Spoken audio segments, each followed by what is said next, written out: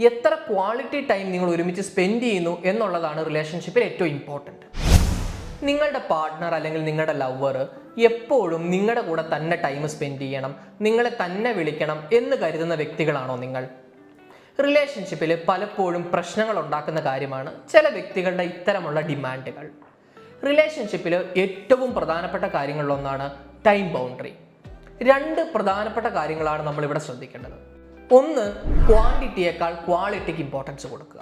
അതായത് എത്ര തവണ നിങ്ങളുടെ പാർട്ട്ണർ അല്ലെങ്കിൽ നിങ്ങളുടെ ലവർ നിങ്ങളെ വിളിക്കുന്നു എന്നതിനേക്കാൾ എത്ര ക്വാളിറ്റി ടൈം നിങ്ങൾ ഒരുമിച്ച് സ്പെൻഡ് ചെയ്യുന്നു എന്നുള്ളതാണ് റിലേഷൻഷിപ്പിൽ ഏറ്റവും ഇമ്പോർട്ടൻറ്റ്.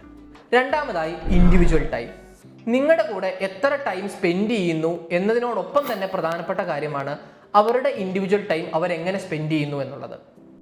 അവരുടെ ഇൻഡിവിജ്വൽ ടൈമിൽ അവരുടെ ഹോബീസിൽ എൻഗേജ്ഡ് ആകുന്നതും അവർക്ക് ഇഷ്ടപ്പെട്ട ആളുകളുടെ കൂടെ ടൈം സ്പെൻഡ് ചെയ്യുന്നതും അവരുടെ പേഴ്സണൽ ഗ്രോത്തിന് ഏറ്റവും പ്രധാനപ്പെട്ട കാര്യമാണ്. റിലേഷൻഷിപ്പ് തകരാതിരിക്കാൻ ഏറ്റവും ഇമ്പോർട്ടൻ്റ് ആയിട്ട് നിങ്ങൾ ചെയ്യേണ്ട കാര്യം കൃത്യമായിട്ടുള്ള ടൈം ബൗണ്ടറി വെക്കുക എന്നുള്ളതാണ്. അതായത് എത്ര ക്വാളിറ്റി ടൈം ഒരുമിച്ച് സ്പെൻഡ് ചെയ്യാൻ പറ്റുമെന്ന് നേരത്തെ തന്നെ തീരുമാനിക്കുക.